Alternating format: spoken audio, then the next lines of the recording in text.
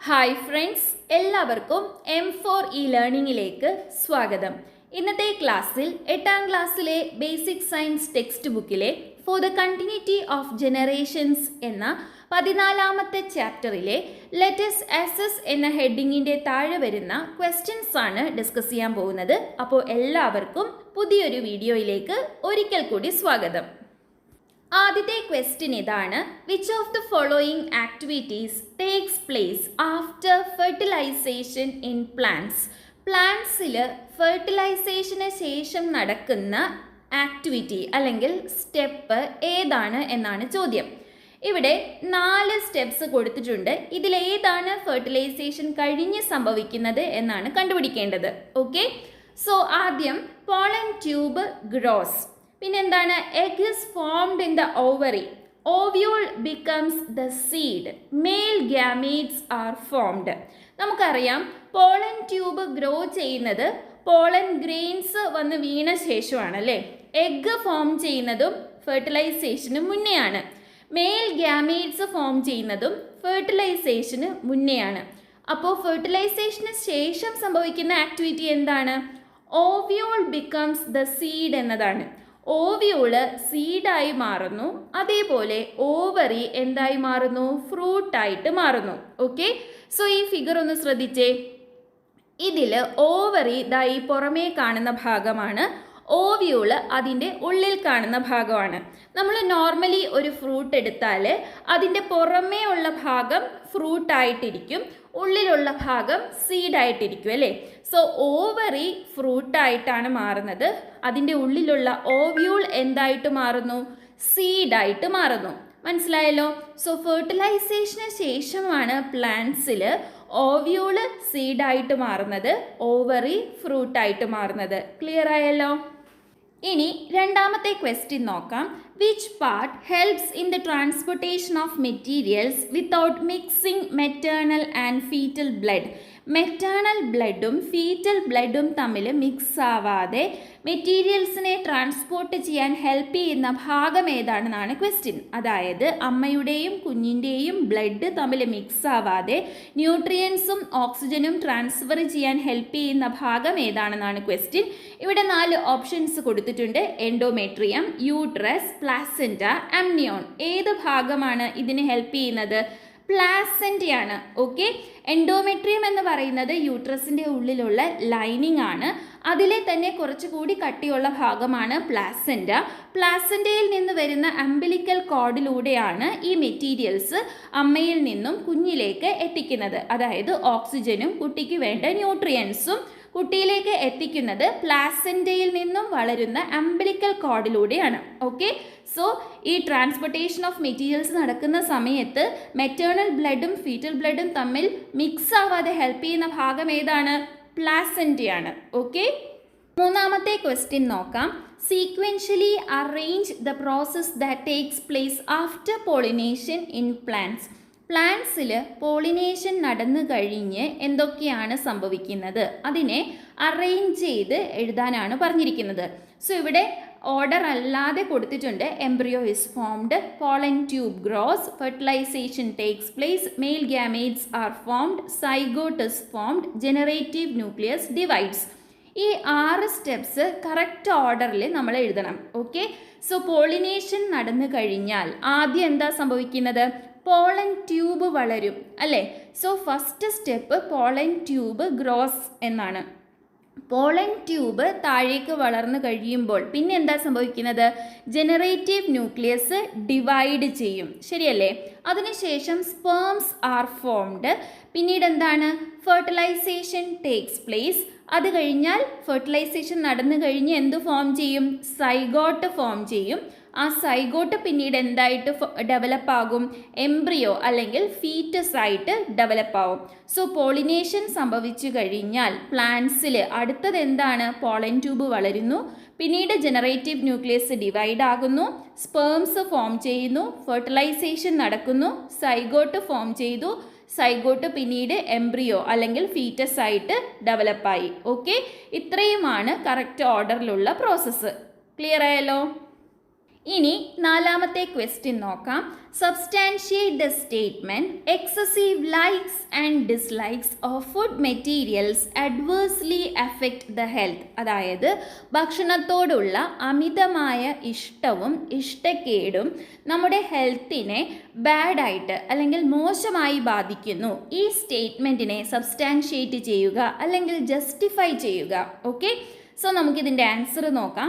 Avoiding food in order to become slim causes many diseases like anorexia. അതായത് വണ്ണം കുറയ്ക്കണം എന്ന ഒരു ആവശ്യം മുന്നിൽ കണ്ടുകൊണ്ട് നമ്മൾ ഫുഡിനെ നമുക്ക് ആവശ്യമുണ്ടെങ്കിലും നമ്മൾ അതിനെ അവോയ്ഡ് ചെയ്യുന്നു. അങ്ങനെ കണ്ടിന്യൂസ് ആയിട്ട് നമ്മൾ വണ്ണം കുറയ്ക്കുന്നതിനായിട്ട് ഫുഡ് കഴിക്കാതിരിക്കുമ്പോൾ എന്ത് സംഭവിക്കും? അനോറെക്സിയ പോലുള്ള അസുഖങ്ങൾ നമ്മളെ ബാധിക്കും. Regular skipping of food with an intention to make the body slim may cause an aversion to food which is called anorexia.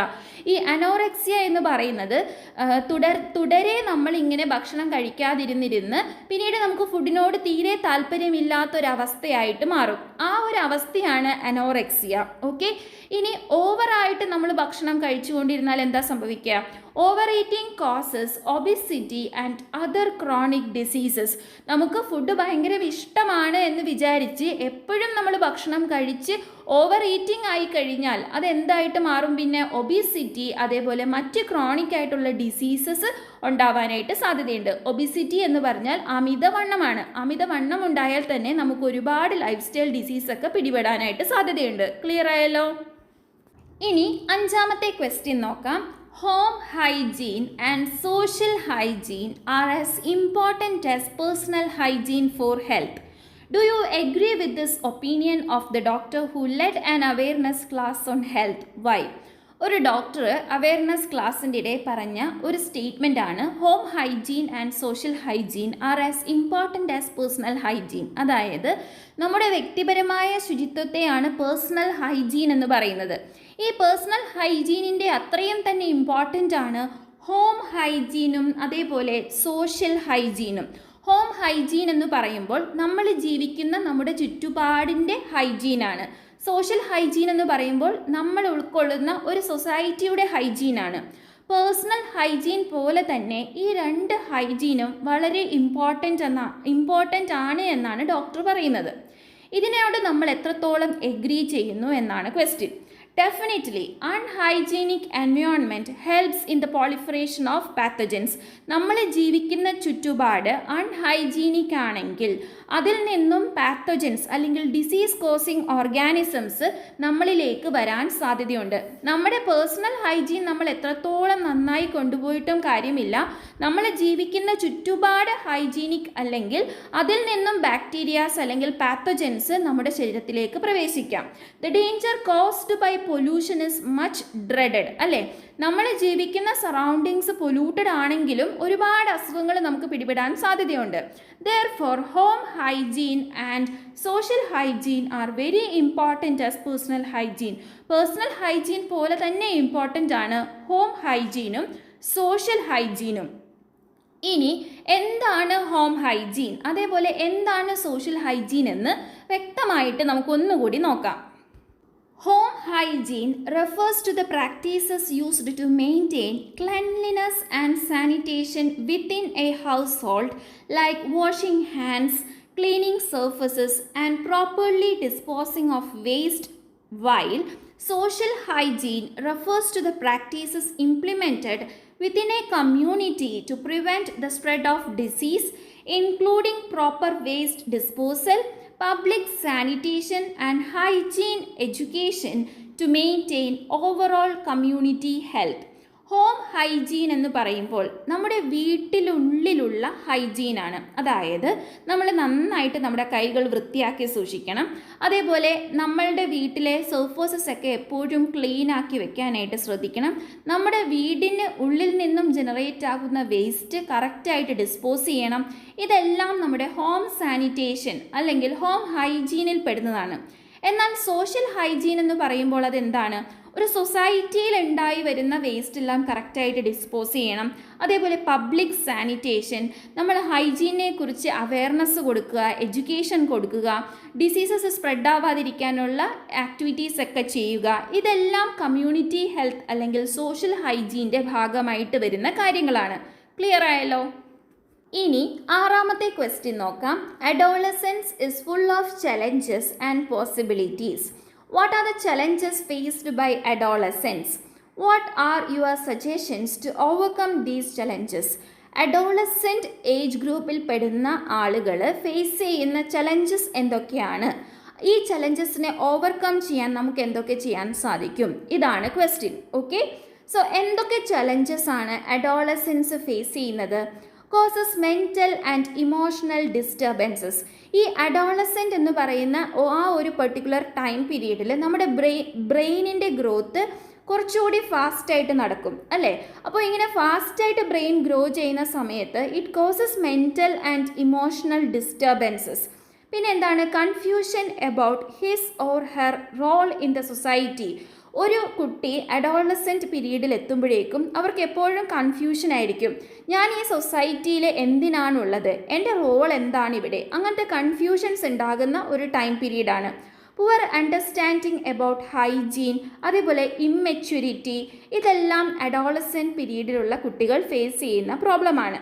Possibility to addiction to bad habits, അതായത് പുകവലി, മദ്യപാനം, ഡ്രഗ്സിൻ്റെ ഉപയോഗം, ഇങ്ങനെയൊക്കെയുള്ള ബാഡ് ഹാബിറ്റ്സിലേക്ക് അഡിക്റ്റ് ആവാൻ സാധ്യതയുള്ള ഒരു സമയം കൂടിയാണ് ഈ അഡോളസെൻ്റ് പീരീഡ് എന്ന് പറയുന്നത്. സോ ഇതൊക്കെയാണ് അവർ ഫേസ് ചെയ്യുന്ന ചലഞ്ചസ്. ഇനി ഈ ചലഞ്ചസ് എങ്ങനെ നമുക്ക് ഓവർകം ചെയ്യാമെന്ന് നോക്കാം. To survive these challenges practice to say no to wrong ways, അതായത് തെറ്റായ കാര്യങ്ങളോട് നോ പറയാനായിട്ട് പഠിക്കുക. Parents should take care to make the environment in home pleasant. വീടിൻ്റെ ഉള്ളിലെ ഒരു എൻവയോൺമെൻറ്റ് അല്ലെങ്കിൽ സാഹചര്യം വളരെ പ്ലസൻ്റ് ആയിട്ട് കൊണ്ടുപോകാൻ പാരൻസും നോക്കണം. Be careful while choosing friends. നമ്മൾ ഫ്രണ്ട്സിനെ ചൂസ് ചെയ്യുമ്പോൾ വളരെ കെയർഫുൾ ആയിരിക്കണം. ഒരു നല്ല ഫ്രണ്ട് ഉണ്ടെങ്കിൽ അതാണ് നമുക്ക് ഏറ്റവും വലിയ അസറ്റ്. സോ ഫ്രണ്ട്സിനെ നമ്മൾ ചൂസ് ചെയ്യുമ്പോൾ വളരെ കെയർഫുൾ ആയിരിക്കണം. Take part in social services. Social സർവീസസിലൊക്കെ നമ്മൾ പങ്കെടുക്കണം. അതേപോലെ participate in co curricular activities in the സ്കൂൾസിൽ ഒരുപാട് കോ കരിക്കുലർ ആക്ടിവിറ്റീസ് ഒക്കെ ഉണ്ടാകും അല്ലേ? സോ അഡോളസെൻ്റ് പീരീഡിലുള്ള കുട്ടികൾ പ്രത്യേകിച്ചും ഇങ്ങനെയുള്ള ആക്ടിവിറ്റീസിലൊക്കെ പങ്കെടുക്കാനായിട്ട് ശ്രമിക്കണം. ഫോർ എക്സാമ്പിൾ, ഇപ്പോൾ എന്തെങ്കിലും ഗെയിംസിലൊക്കെ താല്പര്യമുണ്ട്, ഫുട്ബോൾ അല്ലെങ്കിൽ ക്രിക്കറ്റ്, ബാഡ്മിൻ്റൺ, അങ്ങനെയൊക്കെ താല്പര്യമുണ്ടെങ്കിൽ അത് ഡെവലപ്പ് ചെയ്യാനും അതിലേക്ക് കൂടുതൽ ശ്രദ്ധ കേന്ദ്രീകരിക്കാനും ഒക്കെ ശ്രമിക്കണം. അപ്പം നമ്മൾ ബാഡ് ഹാബിറ്റ്സിൽ നിന്നൊക്കെ പിന്തിരിയാനായിട്ട് നമ്മളെ അത് സഹായിക്കും. സോ ഈ രീതിയിലെല്ലാം ഈ ചലഞ്ചസ് നമുക്ക് ഫേസ് ചെയ്യാനായിട്ട് പറ്റും, അല്ലെങ്കിൽ അത് മറികടക്കാനായിട്ട് സാധിക്കും. അതിന് വേണ്ടിയിട്ട് പാരൻസും ടീച്ചേഴ്സും ഫ്രണ്ട്സും സൊസൈറ്റിയും എല്ലാവരും ഈ കുട്ടികളെ സഹായിക്കേണ്ടതായിട്ടുണ്ട്. ക്ലിയർ ആയല്ലോ? ഇനി ലാസ്റ്റ് ക്വസ്റ്റ്യൻ ആണ്. It is easy to be addicted to drugs but to escape from it is not easy. അതായത് ഡ്രഗ്സിനോട് അഡിക്റ്റഡ് ആകുക എന്നത് വളരെ എളുപ്പമുള്ളൊരു കാര്യമാണ്, പക്ഷെ അതിൽ നിന്നും പുറത്ത് കടക്കുക എന്നത് വളരെ ബുദ്ധിമുട്ടുള്ള കാര്യവുമാണ്. What should be our approach towards drugs? ഡ്രഗ്സിനോടുള്ള നമ്മുടെ അപ്രോച്ച് എങ്ങനെയായിരിക്കണം? What are the harmful effects of drugs? എന്തൊക്കെയാണ് ഡ്രഗ്സിൻ്റെ ഹാംഫുൾ ഇഫക്ട്സ്? ഇതാണ് ചോദ്യം. Okay, so never use drugs in your life. A single use may push us to its addiction. നമ്മൾ കഴിവതും ഒരിക്കലും ഡ്രഗ്സ് ഉപയോഗിക്കാതിരിക്കുക. ഒരു തവണ ഉപയോഗിച്ച് കഴിയുമ്പോൾ നമുക്ക് പിന്നെയും പിന്നെയും ഉപയോഗിക്കണമെന്ന ഒരു മൈൻഡ് വരും. അതിലൂടെ നമ്മൾ അതിനെ അഡിക്റ്റ് ആവാനായിട്ട് സാധ്യതയുണ്ട്. ഇനി എന്തൊക്കെയാണ് ഡ്രഗ്സിൻ്റെ harmful effects? Diseases that lead to cancer are caused. ഡ്രഗ്സിൻ്റെ അമിതമായ ഉപയോഗത്തിലൂടെ ക്യാൻസർ വരെ ഉണ്ടാകാനുള്ള സാധ്യതയുണ്ട്. Loss of social recognition. Society നമ്മളെ മാറ്റി നിർത്താനായിട്ട് തുടങ്ങും. Breaks interpersonal relationships. അതായത് നമ്മുടെ റിലേഷൻഷിപ്സ് എല്ലാം നശിക്കാനായിട്ട് തുടങ്ങും. അതിപ്പോൾ പാരൻസുമായിട്ടുള്ളതായിക്കോട്ടെ, ടീച്ചേഴ്സുമായിട്ടുള്ളതായിക്കോട്ടെ, ഫ്രണ്ട്സായിട്ടുള്ളതായിക്കോട്ടെ, നമുക്ക് സൊസൈറ്റിയിലുള്ള ഇൻ്റർപേഴ്സണൽ റിലേഷൻഷിപ്സ് ഈ ഡ്രഗ്സ് ഉപയോഗത്തിൻ്റെ പേരിൽ ബ്രേക്ക് ആവാനായിട്ട് തുടങ്ങും. Loss of peace in the family and distortion of family relationship. കുടുംബത്തിലെ തന്നെ സമാധാനം നഷ്ടപ്പെടാനും ഫാമിലി റിലേഷൻഷിപ്സ് തകരാനും തുടങ്ങും. അതേപോലെ ഫിനാൻഷ്യൽ ക്രൈസിസ് ഉണ്ടാവാനായിട്ട് സാധ്യതയുണ്ട്. Possibility to indulge in crimes, ഈ ഡ്രഗ്സിൻ്റെ അമിതമായ ഉപയോഗം നമ്മളെ ക്രൈംസ് ചെയ്യാനായിട്ട് വരെ പ്രേരിപ്പിക്കും. സോ ഇതൊക്കെയാണ് ഇതിൻ്റെ ഹാംഫുൾ ഇഫക്ട്സ്. ക്ലിയർ ആയല്ലോ? അപ്പോൾ ഇത്രയും ക്വസ്റ്റ്യൻസ് ആണ് ഈ ഒരു ചാപ്റ്ററിൽ ടെക്സ്റ്റ് ബുക്കിൽ കൊടുത്തിട്ടുള്ളത്. എല്ലാ ക്വസ്റ്റ്യൻസും നമ്മൾ ഡിസ്കസ് ചെയ്തു. എല്ലാം നിങ്ങൾക്ക് ക്ലിയറായി മനസ്സിലായി എന്ന് വിചാരിക്കുന്നു. നിങ്ങളുടെ അഭിപ്രായങ്ങളും നിർദ്ദേശങ്ങളും കമൻറ്റായി അറിയിക്കാൻ മറക്കരുത്.